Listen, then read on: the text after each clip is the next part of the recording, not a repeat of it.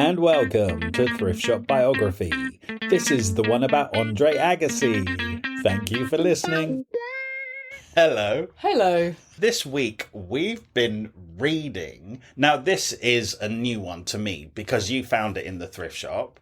And why did you choose a book about a sports person? Oh my God, I was going to get a new phone and they told me I had to wait 45 minutes, so I nipped next door to the charity shop and the only one was Andre Agassi. And I was like, oh, I can't waste 45 minutes without reading. So I sat there reading it. 45 minutes in, I am gripped like I can't remember being gripped. This is so exciting. It's unbelievably exciting. I was so surprised because we haven't done a sports person No, yet. and we're not sporty people. We're not are sporty we? people. So, when we're going into the shops and looking for these books, I kind of glance past the sports books. Me too, because there's tons of them. Yeah. Because everyone's into sport except us. But I'm really aware of Andre Agassi, and I thought, okay, we've done a lot of Hollywood, we've done a lot of music, and it was just something different. No. And I thought, okay, let's do it. And oh my God. Oh my God. It's an education because this is such a good book. I know. I who knew that I would be engrossed in a book about tennis? I would never have said. I think I persuaded you to read it because I said, look, he says he hates tennis. Yes. And you went, oh, right, great, because I hate tennis. Did you say? So if he hates tennis, it makes it accessible to non-sporty people. Yeah. It draws you in. Why does he hate tennis? This is fascinating. And that first chapter, so it starts in the present day, God, yeah. and he actually narrates a blow-by-blow account of a tennis match. Oh my God, it's so exciting. I know. I have to say, I have watched tennis over the years. My mum's mad for tennis. She watches Wimbledon every year. That's pretty much the only one that ever got televised in Britain, isn't it? Yeah. Wimbledon. So, of course, I've seen a lot of it because you do when it's somebody's excited in your house. Yeah, for sure. But yeah, not since those days, living at home days, a long time ago. I've never watched it since. Have you?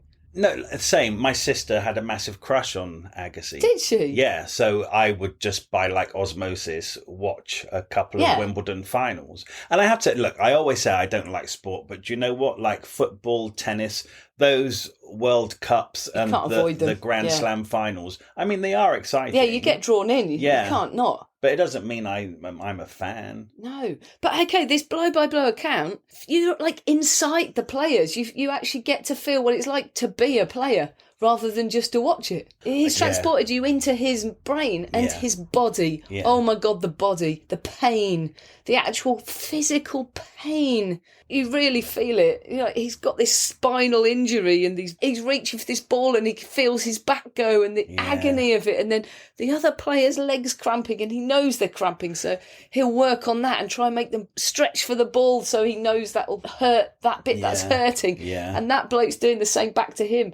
They're like gladiators. Yeah. They're fighting to the death. I think he says that. You just don't know what they're putting their bodies through. I never knew that. And that they would exploit that in each other. Yeah. Yeah, it's like a game of so many different intricate things other than just hitting the ball with the racket. Yeah, which I thought that's what it was all about.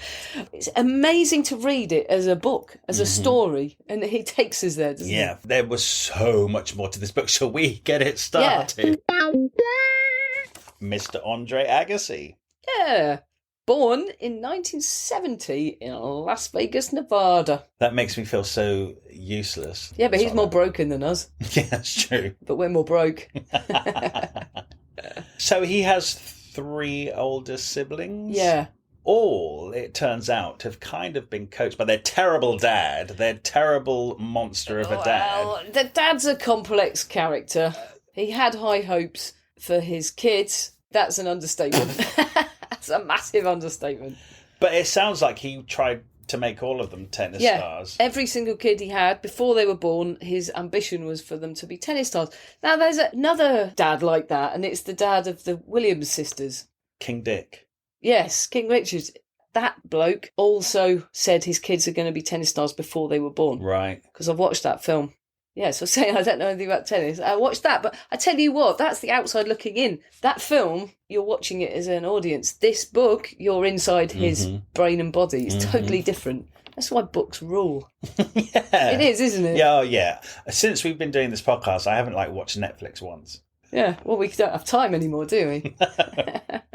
Anyway, his dad, right, was Emmanuel, when he changed his name to sort of Mike. Actually, Mike. Agassi. He was a former Olympian boxer from Iran. You just think Agassi's American, which he is, but I never knew his roots. His mum's American, called Betty.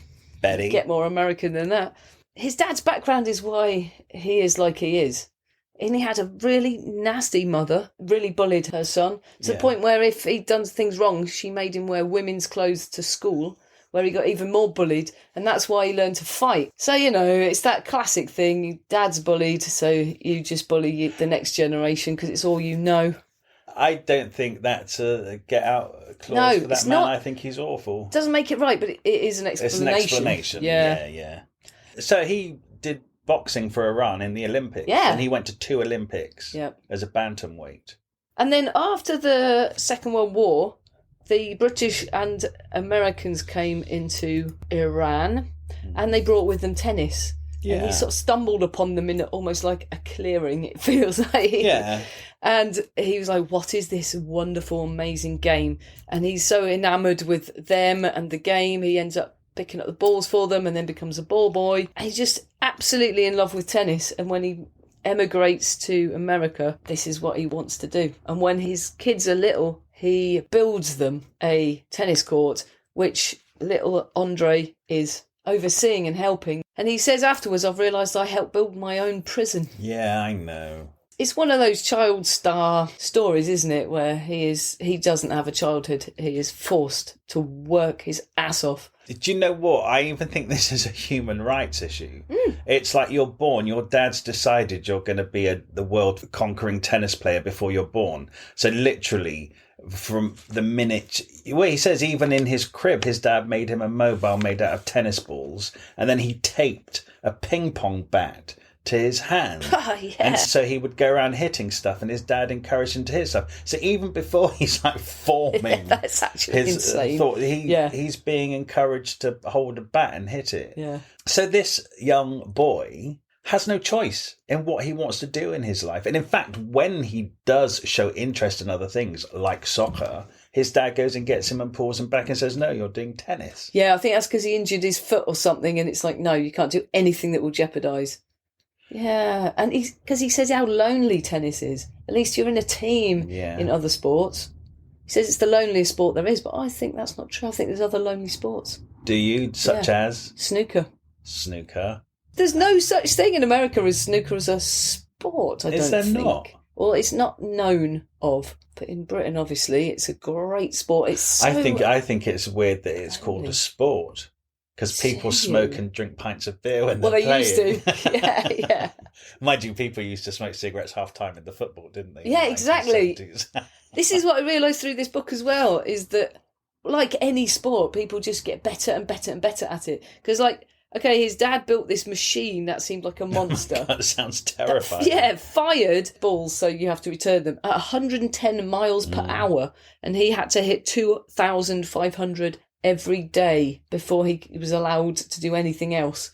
And so his dad calculated that in 1 year he'd hit 1 million balls or something. Yeah, he says his dad believes in maths numbers. He said a child who hits 1 million balls each year will be unbeatable. I think there's a certain truth in that. I do too. It's like the 10,000... There's a concept, isn't there, that if you want to become world class at something, you have to put in 10,000 hours. So the people who we regard as genius in any field have put in 10,000 hours of work. At least. So this is the same concept. It's just if you just do something enough, then you're going to become good at it. Yeah. Well, world class. True. I guess his siblings, maybe hadn't built that tennis court or that machine when they were growing up. He got the money together a little bit later.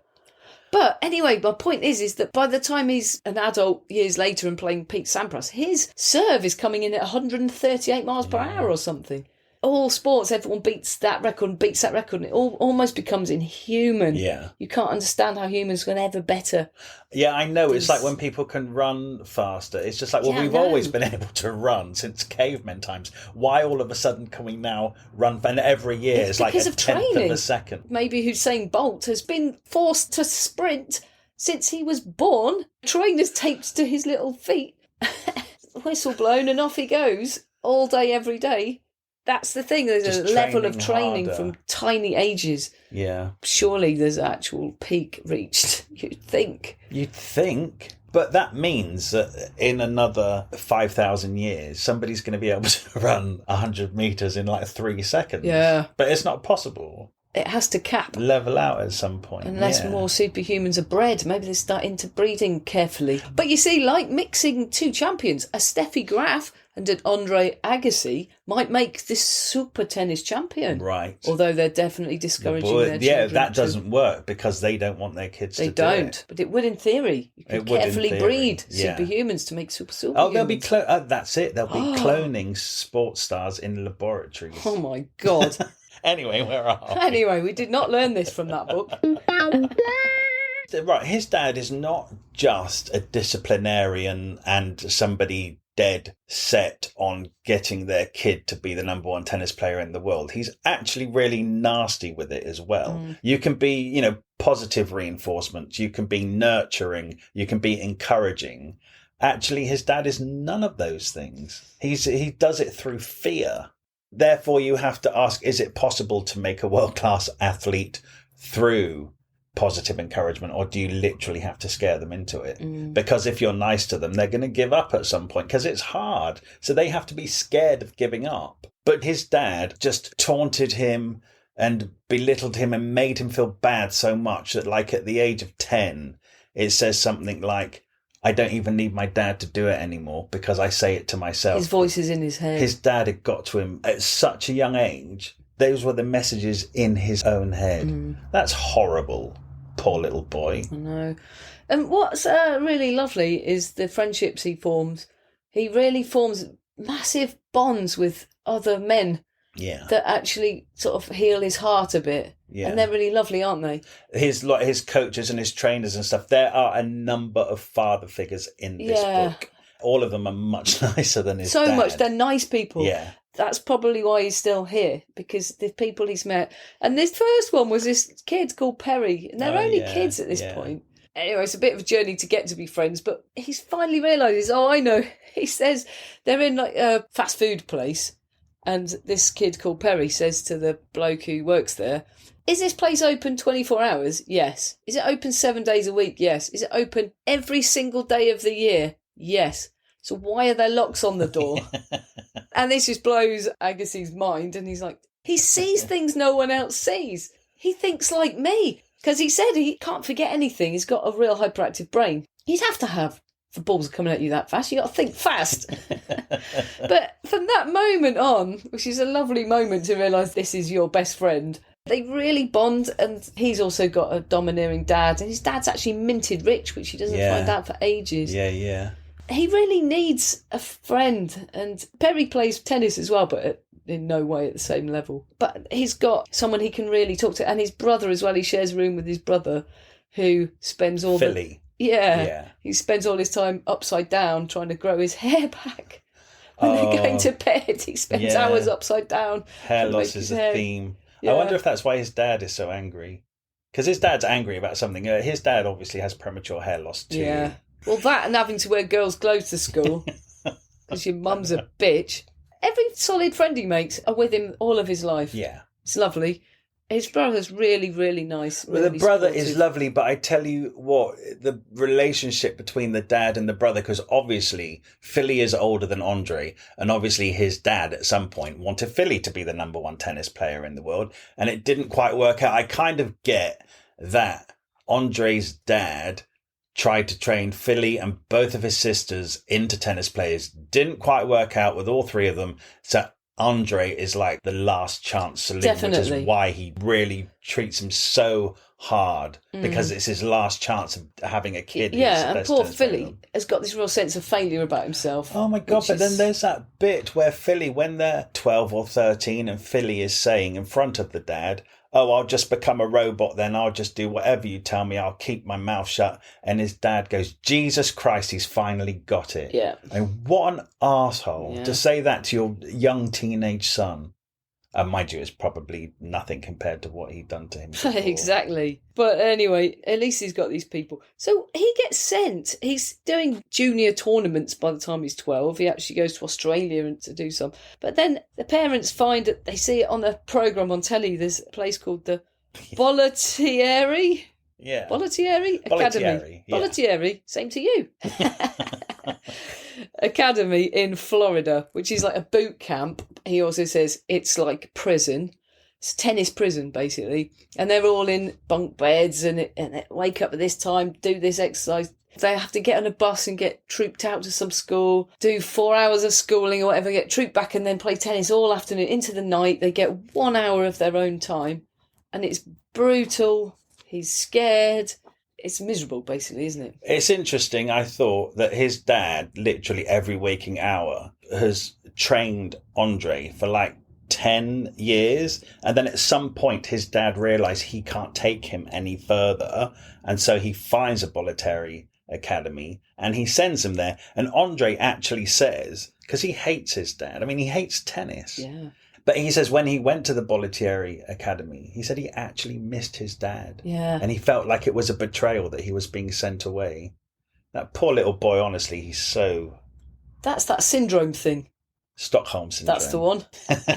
Can you have Stockholm Syndrome from your own parent? Yeah, I guess you can. Yeah. Whoever's holding you captive, basically. Yeah, right. And he had a mum, by the way. His mum was perfectly nice, but she just let it all... She liked doing jigsaw puzzles. Yeah, and he actually did realise years later when her dad was ill that she was a lot stronger than he thought, and he actually suddenly got to know her. Yeah. But she was no help to him when he was a kid.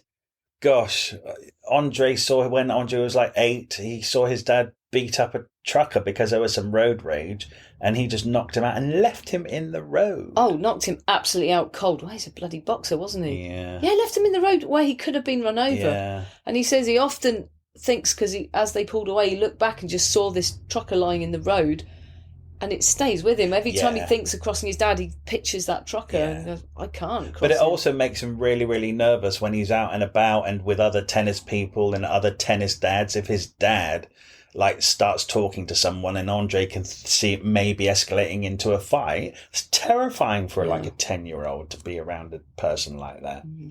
I mean, luckily, he gets free of him. Okay, they could only afford to send him to this place for 3 months because it cost loads. Yeah. But during his time there, the bloke who ran it, Nick, realised that he was really, really talented and said he can stay there for free. So he was gutted. Yeah, right, because he'd only thought he was going to be there for a short spell. But yeah, Nick Bollettieri said to Andre's dad, your boy has more talent than anybody I've seen come through this academy. That's right, ever, and I'm going to take him to the top. Yeah. So let's also say then, little Andre Agassi is a bloody good little tennis player. If Nick Bollettieri, who runs a tennis academy, it's like 200 kids at this boot camp, if he said that's the best kid who's ever come through this tennis academy, wow. Yeah, that's because Pete Sampras, all those McEnroe, they never went through that tennis academy. It doesn't mean he's the best one. No, it doesn't mean he's the best one in the world. There. But it's actually amazing how many people, when he's an adult, he's like, I'm up against so-and-so who was actually my bunkmate at the academy. Loads of times he runs up against the people who were there. So it was packed full of talent.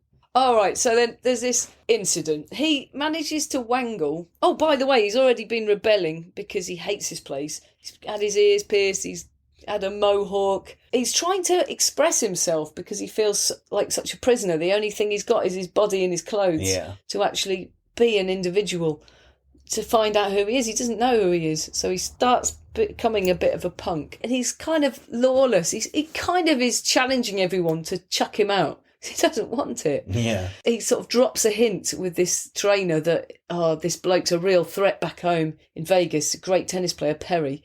So he sort of wangles it that they fly him out to be in this tournament just so he can get to hang out with him. And this bloke, Nick, realises early on that it was a trick because this Perry's not great at tennis.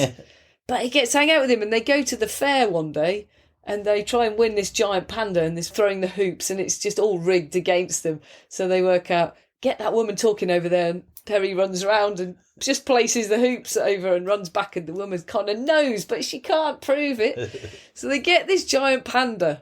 It has to ride back on the bus with them And then on the bus, Nick's little girl falls in love with this panda and sends a message. My little girl wants a panda. And so he's like, this is a bargaining tool. So he breaks into the office at night and leaves the panda arse up on Nick's chair. Nick calls him in the office. Right, firstly, you broke into my office. I don't even know how you got in there. I think he's had the keys copied. He's a proper little tearaway, isn't he? And then secondly, you leave this fucking panda arse up his... What am I going to do with you? And he says, okay, I don't want to go to school anymore. I want to be put in tournaments as wild cards. I need to be promoted. I need something to happen. I'm going mad. And he says, all right. Well, he doesn't say it, but it all starts happening. Yeah. And he gets out of school, and which means he can concentrate on his game because he hates school, doesn't want to learn. Mm-hmm. He actually wants to just play tennis, even though he hates it. He needs to be good at it. He wants to win. And that's when it all started happening. And so then when he's on the summer break from the academy, he says to his dad he wants to start playing semi-professional tournaments because he's still only like 14 at this point. So he goes to the tournaments where anybody can enter and plays, and he's doing really well. And he's ranked number 610 and in the world. Beside himself about this fact. And years later, when his brother phones to tell him he's number one, he feels nothing. Strange. But he says, like, within the next year, he's beating grown men and he's just really accelerating through the ranks quite quickly. So he is a particularly good tennis player, even in the world of semi-professional tennis. If at the age of 14, 15, he's beating grown men, he's a talent to look out for, isn't Certainly he? Is. By the way, Philly, Andre's older brother, warns Andre not to take the pills that his dad gives him. Oh, God, I forgot about that. Then Andre says, Dad has given me Excedrin, which is a caffeine pill. And Philly says, if he gives you another type of pill, play really badly. And so his dad does give him, I think Andre's 10 or 11 at this point. And he gives him a pill. And Andre pretends to play badly, and then he says that he's got a bad stomach. That was speed. Yeah. He says afterwards, I don't know what happened. I felt really dizzy and weird. And his dad goes, all right, I won't try that again. Yeah, he says his dad looked really guilty. Yeah. So fuck, this dad. He actually would have doped him up. Wow. That would have absolutely ruined his life. Yeah. He probably would never have got anywhere, actually. Well, do you look, Philly obviously was Andre a few years before and it didn't work out. No. So it's probably because his dad was giving him speed and making him... Wow. So then in 1986, he's 16 and they start playing more tournaments around Florida. And then he makes it to the final of the Masters, which means even if he loses, he's entitled to the finalist check, which is $1,100. But if he accepts it, that means he's turned professional and he hates tennis. Yeah. And he doesn't know if he wants to have this miserable life of being a professional tennis player. But it's $1,100. So he deliberates about it, but he takes the money. And then, because now he's professional, he gets approached by Nike because they want to sponsor him. He doesn't realise that all he has to do is just wear Nike kit on court. And for that, they're going to pay him $20,000. They want to sponsor him for 2 years. Plus give him all the clothes. Yeah. He says, what, $20,000 for both years? He says, no, for each year. So at the age of 16, he's just turned professional and he's getting $20,000 a year to wear Nike clothes. I think his brother says we should ask for more. So they ask for more and he says, okay, we'll give you 25 in the second year. Yeah. And they're like, right, okay, cool, we'll take that deal. As soon as they drive away, they're like, woohoo, let's go for a steak.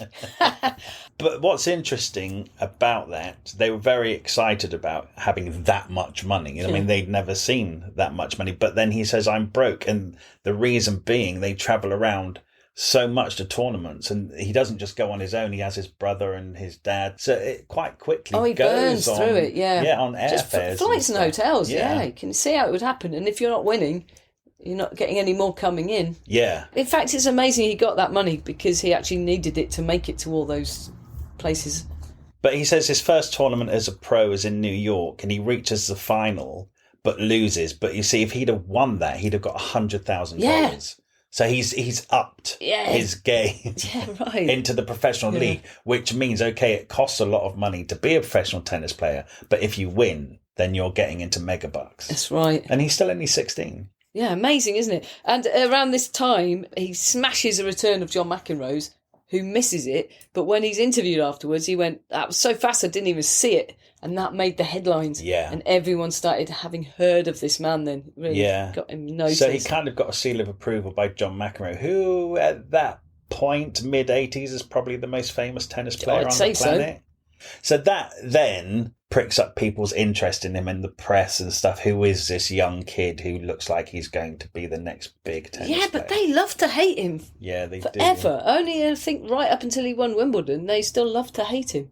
Well, he doesn't conform like at the Bolliateri Academy. He had a mohawk and, he would play in denim shorts. Yeah, but they were Nike. They were Nike shorts. And they were a choice of uniform. It's not like he went and customised his own shorts. Yeah. And everyone criticised him like you're not respecting the game. It's just that weird thing. When the press decides they don't like you, you can't do anything right. You know, just wearing denim shorts is the worst thing that's ever happened to tennis. But then he looks around the courts when he goes in and everyone's starting to dress like him and look like him and wear what he wears, and they're selling merch at the stands. Becomes a bit of a pop star of tennis, doesn't he? For sure. I guess he's a bit of a breath of fresh air because of his attitude. He's good looking. He's good looking too. That helped. The hair was very much of the time, the mohawk, and he was putting bleached bits in it, and as we know, that was a hairpiece. I'm so shocked about this hair loss. He lost his hair so early on, didn't he? Yeah, and do you know what? 20. I don't think that should be underplayed, actually, because I think that's a real problem for any young man. Yeah, like you say, he's even losing his hair when he's a teenager. That's such a big thing to deal with. I think unless it happens to you, you don't realise how much of a disability that can be, and knock to your confidence. I've really thought about it, because as a woman, you don't have to worry about it. And I thought, oh my God, if women had to lose their hair, it'd be absolutely horrified. And that's what a lot of men are feeling as well. Especially when you're that age. You don't expect to lose your hair at the age of 20. No. So he gets a hairpiece, him and his brother. But then you realise at the point when he eventually shaves all of his hair off, what an actual burden that was on him. It really is definitely weighs on him. And anything that weighs on you is inhibiting your game. Just the worry. This is another thing. It'll fall off. Just to worry. You're so physical in a game. And you're wearing sweating. A headpiece. Yeah. But also, he has like loads and loads of hair. Like if you were losing your hair and needed a hairpiece, why wouldn't you make the whole thing just a little bit smaller? He has a really big hair. Well, I guess it's the 1980s. It's the 80s. But yeah, you'd never have known. Never have known. Poor boy. Honestly, I felt so bad for him at so many points during this book. Anyway, it never fell off. That's the amazing thing. It didn't, no. And nobody did know about it. And everyone was shocked when he shaved his hair off. Yeah, and then when he had the shower and he said his hairpiece started to disintegrate just before a match, he goes to Philly and he says, oh my God, the hairpiece is coming off. So they rearrange it. And Andre says to Philly, does it look all right? He goes, yeah, it looks all right. He goes, just as long as you don't move too much. Just where he's going to play a game. It's just ridiculous. And then when he was on his third date with Brooke Shields some years later, the big thing that he has to come out to her before they get too close is to tell her. It's like he really builds out this big thing. I've got to tell you this. I've got to be honest. Oh my God, I've got to come out. I've got a hairpiece. That's how much of a big deal it is. It is a big deal. Yeah. It really is. And she's the one that says to him, shave it off. Yeah, she actually first of all said, I thought you might have. Bloody hell. Yeah. That's the best thing she ever did for him was that and one she thing. Just said all of it, short as short can be. Just get the whole lot shaved. And he looks so good with the short hair. Yeah. He's got a lovely face. Yeah. Didn't have to worry. So, just a couple of years ago, he was ranked 610. Right. And by the age of 16, he's already shot up into the top 100. And so what happens now over the next couple of years is just intense period of playing tennis professionally. And he's shooting right up in the rankings. Oh, he's got a thing about Wimbledon. He goes in 1987 and plays it, but he doesn't like it so much. It's the grass. He's never played on grass before. There's clay courts and some other type of courts.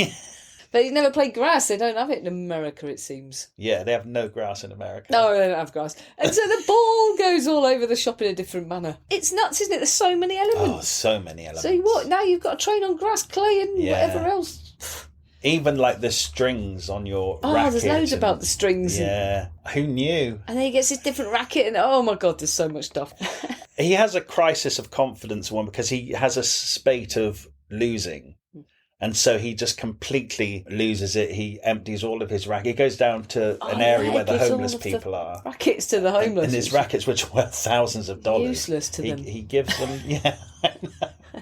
So imagine loads of homeless people playing tennis with really expensive rackets. It's just stupid. So he's decided, he's broken. Everything that's happened, all his training. He's only about 18. He says, that's it, I'm not playing tennis anymore. And him and Philly are there, and somebody from North Carolina phones from a tournament saying that somebody's pulled out of the tournament.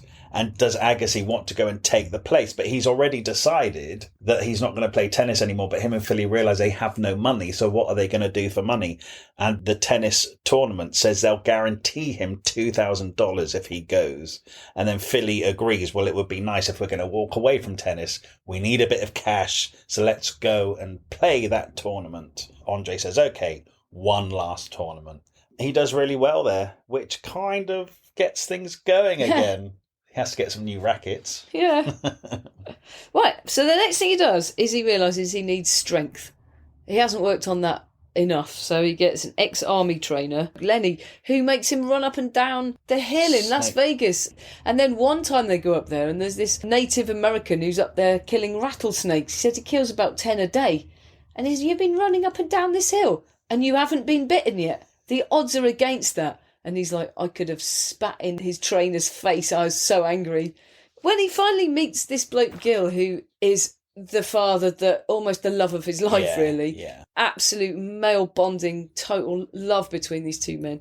He's built like a brick shit house, isn't he? He's like massive chest size of this man. He hugs you, you like feel little. When he finally meets him, he's with the trainer and they decide to use the University of Nevada's equipment. So they go to the university and Gil says, yeah, you can use it. And realises he's not training properly. And then they end up having a big chat in the car until the dawn. And they really bond.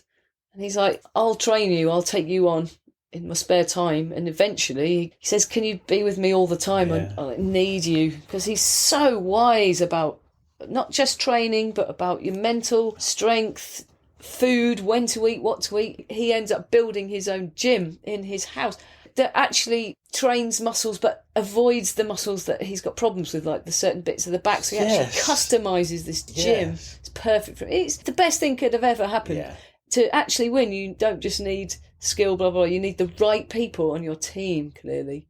And this bloke is also a family man, so he's sleeping at his house a lot, eating with the family, just having a lovely life. Yeah, it's kind of like the ideal version of his dad. Yeah. It's kind of like somebody who can bring out the best of him and make him the best tennis player in the world. But with kindness. Yeah, so you don't need to be an asshole. I don't know. Do you have to in the early stages? So that when you find someone... Well, maybe, because he might not have got that far. Yeah. And then at this time, his brother says, come to church with me. And he goes, and this pastor is really inspiring, JP. And he ends up going to his house and saying, please, will you talk to me? Can we have some one-on-one time? He says, I can't do that, but I can be your friend. And they end up being really great friends. And that sorts out his mental health. So he's got a physical trainer now and father figure. He's got a mental trainer. He's got Perry, who comes with him a lot of time, and his brother. He's really got his gang together. Yeah, he has, and I think that's going back to when he says that tennis isn't a team sport, so it's very lonely. So he does have to seek out friends in other places, and he does actually get a really nice friendships with these men. It's amazing how I feel like he's instinctively knew what he needed. He instinctively put together his winning team. I also get as well that with other people who play tennis, the people he's meeting in the dressing rooms and stuff, there's just such an undeniable rivalry. It's like you can respect each other, but he never really forges friendships with any of them. No.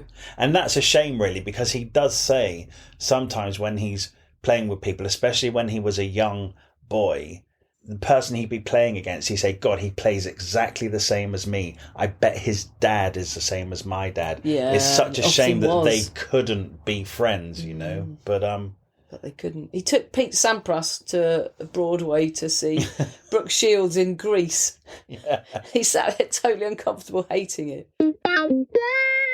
Anyway, let's discuss the women in his life, shall we? Well, there's only really been 2. 3. Because Wendy came first. Oh, Wendy. She seemed nice. Seems very nice, yes. They were kids together. They were ball people. And they met up again years later. And they were together 2 years, but she was like, oh, I don't know who I am. I've got to find myself. We shouldn't commit too much. And then he got famous in that time, and they were hanging out with Kevin Costner's kids on a yacht, as you do. And he thought, oh, we could have children. This could be... And he got really happy for a little bit. And then she suddenly left him. Yeah. She had to go and find herself, and it really broke him. And these things relate to tennis because they correspond. When Wendy broke him, he was terrible at tennis and was losing all the time. Then he was so down, his friend said, let's set you up with this perfect woman. This woman is perfect for you. And it was Brooke Shields.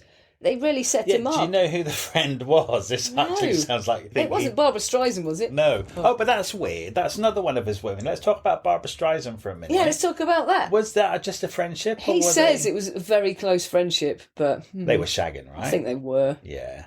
She's a lot older than him. And it was very controversial. She was coming to all his shows and stuff. Was she married at the time? I mean, games. Was she married at the time? I don't think so. I don't know. It was in the public domain a lot. Yeah, you're right. She shows up at the matches. He absolutely says they had a very, very close friendship. Yeah. They were shagging. I reckon. Before. Yeah, so then Brooke Shields. Who introduced? Who set them up? So this does make me think that Andre Agassi must have the most boring celebrity life because the wife of Kenny G. Oh, yes. Who Agassi met through Michael Bolton. That's so true. He does say when he had his earrings and his mullet and his denim shorts, everyone thought he was really rock and roll, and he was actually listening to Kenny G, Michael Ball and Barbara Streisand, who all became his friends. Yeah. That's his music. So you can't always judge a music by the cover. So Kenny G's wife set up a blind date for him, and he didn't really want to go. It wasn't a blind date, was it? She gave him her number and they were faxing for ages.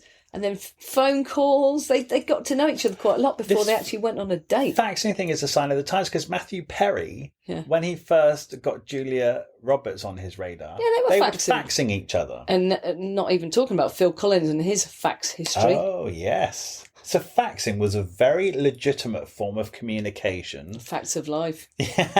At the end of the 80s, beginning of the 90s. Yeah. And now here is Andre Agassi faxing Brooke Shields. Yes. Yeah, it just seems like a really slow way to get to know someone. Yeah, it certainly does. But anyway, they had really good times, especially early on. They were really happy together. They were really all loved up. And eventually it drifted because he's playing tennis the whole time. So all of the ups and downs of that, all the emotional ups and downs, the hard work, all of that. And she's trying to be an actress. And then, these are where the cracks show because her friends are all actors. He's bored of always being around actors. He's not that social. His social life is really Gil and that family. Yeah. It's his close people. Yeah, he's not interested in celebrity, really. And in fact, there is a quote in the book, which I think is important because we read a lot about celebrity. And it's interesting that this is in a sports person's book. But he says that he found celebrity surreal and then perfectly normal. And he said he was struck at how fast it went from surreal to completely mundane. He says, I marvel at how unexciting it is to be famous, how mundane famous people are. They're confused, uncertain, insecure, and often hate what they do. It's something we always hear, but we never believe it until we see it for ourselves. And do you know what? That's exactly what Matthew Perry said. Yeah. And that's exactly what Jim Carrey says. Yeah. It's interesting. We're hearing it more and more because everybody has this idea that being famous is the holy grail. It's going to answer all of your problems. Yeah. Actually, it just doesn't. It's true. It's just something else to worry about. And quite often people who are massively famous want to go back to being completely unfamous. Of course, he's just focused on tennis, but by accident he's become famous. Yeah. Yeah, bloody hell, the story of him going to see Friends when oh no, it's awful. This is a bad mark on his character here. Yeah. It's really bad behaviour. Because he says, all right, him and Brooke Shields get on, But I kind of just obviously he's way past that relationship as he's writing this book, so he perhaps isn't looking at it completely favourably, whereas at the time he was completely into her. But there are little slight digs saying, she's a narcissist and it's all about her and stuff. And then you think, when she gets that part in Friends, she says it's a Super Bowl episode, 50 million people are going to... At that point in her career, that's fucking amazing. That's the turnaround moment. And she also thinks, if it goes well, maybe they'd keep me on. Yeah. She said... It's really important. It's that important to her that it goes well. And she said to Andre, this is my version of the US Open. Yeah. And he says, I can't believe she made a tennis reference. If anything, was going to lose my interest. I know, he was being an arsehole at this point. There's no doubt about it. Real arsehole. And he says... I told her I was happy because she wanted to know that I was happy. It's like, why weren't you happy? Yeah, I know. That your girlfriend had got this amazing He's job. Lost interest in her, let's face it. He actually has. He's so derogatory in this whole thing. He's like, I went on the set, there's these people, I'm assuming they were the friends, but I've never even seen it. Oh, he's just so dismissive of the whole thing. Maybe he's jealous. Maybe he doesn't want... Maybe, subconsciously, he just wants... a wife that will have kids, and he can see that if she succeeds that those dreams won't happen, maybe subconsciously, because that can happen. So she has this scene with Joey and she licks his hand. Do you know it? Yeah, I've seen it. Oh, really? She's a stalker, she's totally nuts. And then they're like, right, do it again. She's really nervous. It's there to support. He's on the front row. They do it again, and he's like, oh my God, I've got to watch this again. My girlfriend licking some bloke's hand. It's like, it's not what's happening here. Yeah. And then this time she does it even more and actually puts his whole hand in her mouth. It sounds hilarious. And he gets up and walks out. Yeah. He's on the front row in the middle of the filming. Fuck's sake, that's absolutely bang out of order. Yeah. Bang out of order. And he's so mad, and he marches out, gets in his Corvette or whatever, he's a boy racer, and drives, and then he's fuck it, I'll keep going to Vegas, I just want to be in my bed. Gets home, she rings him or something, and she has a massive go at him, says, how dare you do that to me? It was my big moment, everyone was congratulating me, I couldn't enjoy it because you weren't there. I totally get that feeling. Well, she was humiliated. He smashed that out of her and made it a miserable time for her. Plus, then he's made the whole thing awkward, and she doesn't get invited back, and he's jeopardised her. It's totally shit. She rightly has a go at him, and then he smashes up every single tournament thing he's ever got. He loses the plot. Smashes it up, I think, you know what, it wasn't just about the Friends episode. I think it was his whole lifetime of his dad forcing him into tennis and all those pressures. It was always going to come out at some point. Yeah. And Brooke Shields sucking Matt LeBlanc's fingers was the thing that completely... That was it. But also, it's one of those things where I often realise things as we talk for the first time. It suddenly does occur to me that he could see her possibly becoming more successful than, going. Like, her focus needed to be on him. All of his team, those people have given up their lives for him. Gil gave up his job at the university to come everywhere with him. Mm-hmm. He needed those people around him to be there for him. He actually wants kids. That's like her having an affair, but the affair she's having is with her job and her career. On a subconscious level... I totally get that, but also we find this a lot in these books. People choose the wrong partners if that's what you want in a partner. Don't go out with Brooke Shields. No, that's absolutely right. A really famous actress. And they did split up eventually. Yeah. Not before they got married. Oh, they bloody... let's throw that in there. It's just a mistake. Everything... actually, from that point on, it's all a mistake. He thinks the next thing to do is to propose. He doesn't mean it. He doesn't want to. He's a miserable bastard on holidays. He's not even talking. He's just an asshole, really.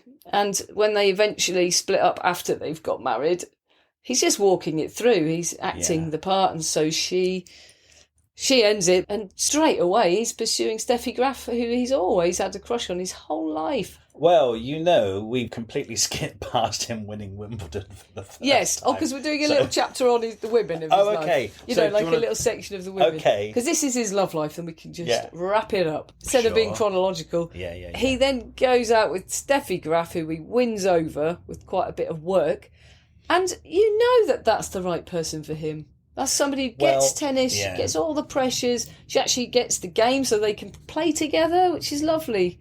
The book ends with them having a knock-around game in their local tennis court, which the girl who's going, that's $2 please, nearly falls off her chair when she sees them, and a crowd gathers, and they're just having a knock-around, and then she wants to have kids, and she's given up tennis. Her life is dedicated to family. She supports all of his goals. She also had the same goals of building a school for children. That's the same sort of thing. They're the right people for each other. Yeah, they are, because she had a similar life. Yeah, and I googled Brooke Shields, and she got together pretty soon after they split up with a TV executive or producer or something. They had children together. Those were the right people for each other. Yeah. You know, they shouldn't have been together. It was wrong. Kenny G's wife. Introducing them. Yeah. Let's blame her. Yeah. So, for the first time, because he's wooing Steph, we've completely glossed over their courtship. Yeah, we have. So, he's really trying to woo her, Steffi. Yeah. She has a boyfriend when they meet. So, she probably is interested, but she can't do anything about it because she's in the public eye. And Andre's like, come and see me play. And she's like, well, I can't. I have a boyfriend. Yeah. Anyway, so he chases her for a couple of years. Eventually, they get a practice match together. And she's still really cool. And then eventually, anyway, he does manage to get her out to dinner. And he says for the first time, they actually talk about tennis. And when he tells her that he hates it, she turned to him and says, of course, doesn't everyone? Yeah. Wow. Yeah. That tells me that all of those professional tennis players hate tennis. That's the first one he ever took to dinner. You know what I mean? Because they've all been made to do it since the day they were born. They have to have got to that level. It's a human rights issue. Yeah. They've all been forced into it. Yeah, you're right. So she's the women's number one. Yeah. We have not said that in case anyone doesn't know. She was the women's number one, and when she retired, just after they got together, she retired. She was still number one. Was she still winning? I think she just won Wimbledon and then retired. Andre Agassi and Steffi Graf, at least at the time this book was published, they were the only tennis players in history to have won the 4 Grand Slam titles and a gold medal at the Olympics. It's amazing. Yeah.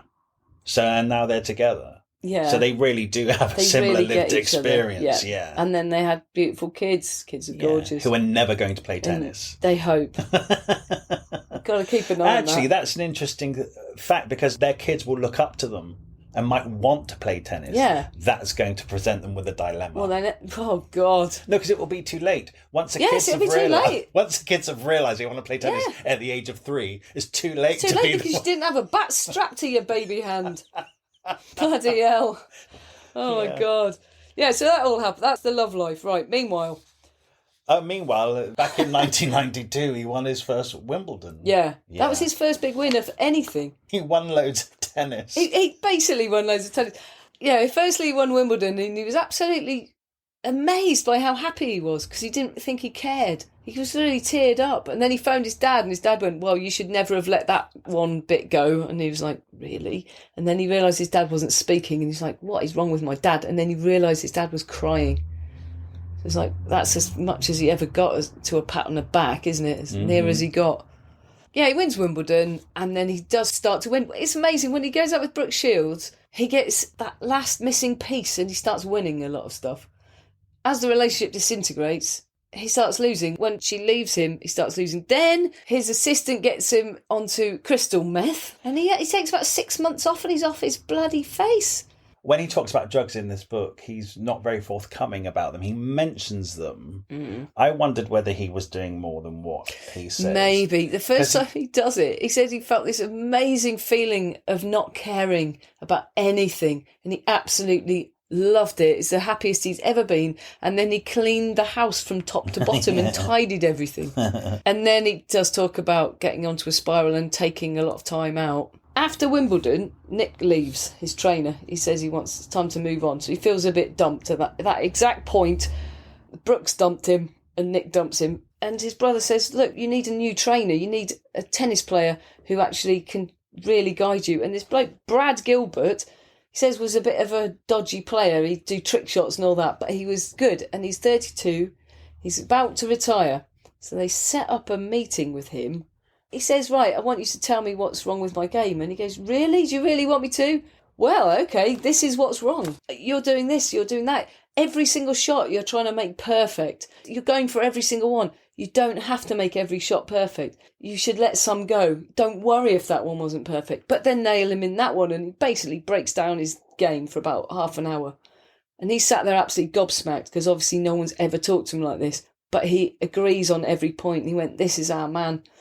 And he almost has to reset him. It's like, stop being perfect, stop being perfect. And he has to rethink. So actually for a while he's losing, because he's trying to retrain his game. And eventually it starts working for him again. And then he has a really good streak of winning. So it's all up and down, isn't it? This bloke Brad really gets him up for a while. Yeah, so they totally rebuild him, and he kind of gets a complete second wind on his career. Yeah, he does. And that's after Wimbledon. Then he wins the Australian Open. He actually beats Pete Sampras for once. Oh my God, him and Pete plays. He's so often up against him. He wins the Canadian Open. He wins the US Open. He was the first unseeded player since 1966 to win the US Open, since Frank Shields won it. Who was? Brooke's granddad. Yeah, amazing. I didn't even know she had tennis in her family. No. I didn't either. And it wasn't mentioned at all. So she actually did know tennis. Yeah, but she wasn't the most unlikely actress. No.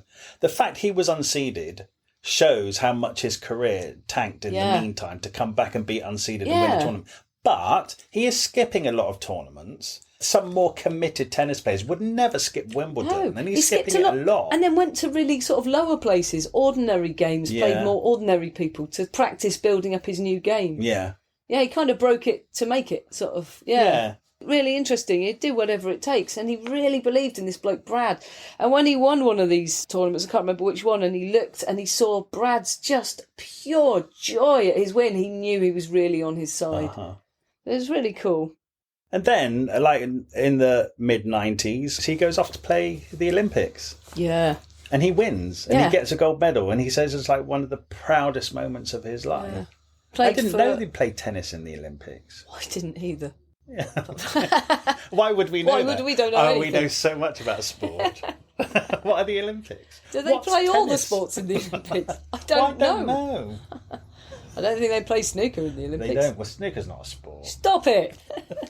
So he has this kind of, I mean, do we call it a comeback? I guess we do, because he kind of went off and then came back. And he's old now in tennis terms. Yeah. He actually says he's now playing people who weren't even born when he first started playing professionally. Yeah. But so the press are really onto him, because people are retiring. Steffi Graf is retiring, and his contemporaries are all retiring, but Agassi isn't. He keeps going forward, even though his body is telling him to stop. It sounds so painful. Oh God, he's had wrist problems, he's had operations. Oh, but he's still doing things like winning the Italian Open, which he's never won before. Yeah. So he's still at the top of his game.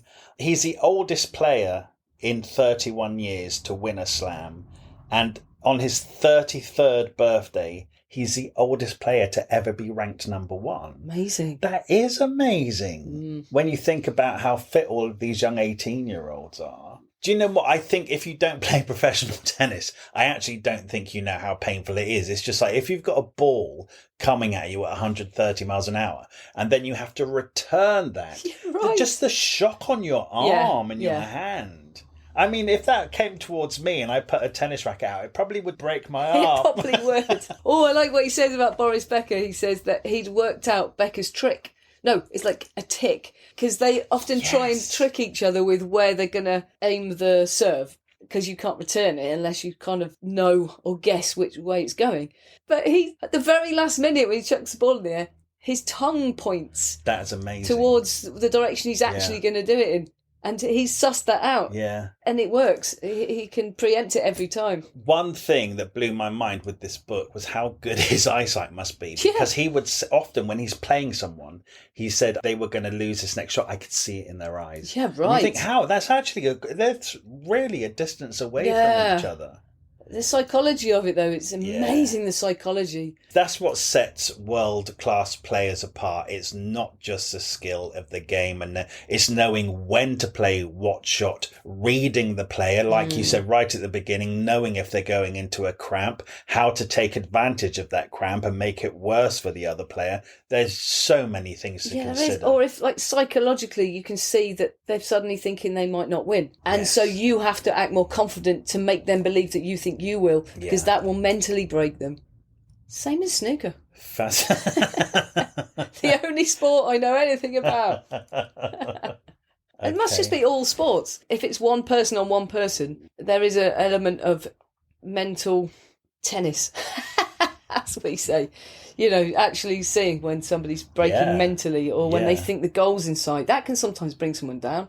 When they see the goal's in sight and they might make it, that can often make them lose focus. It's amazing. Oh, you see it when people run in athletics. You can see it when people are sprinting and they're ahead. Those last couple of steps, you can see they know they're winning, and then they kind of relax. And so then somebody just overtakes them right at the last second. And sometimes it's the competition that actually drives people on. So that person's faster because they need to beat that person. Yeah. There's so much psychology in sports. Yeah. So much. Yeah, so you know they have sports psychologists, don't they? So they actually have people working with these. Yeah. They didn't have it in the 80s, in the times we're reading about. Didn't have that. Pete Sampras, who he probably has played more than anybody else ever. Oh, I love it when they're both out at the same restaurant and Pete goes and gets his car from the valet first. Oh, yeah. And then Andre Agassi comes out afterwards and he says to the valet, how much did Pete Sampras tip you? And the valet kind of didn't really want to tell him.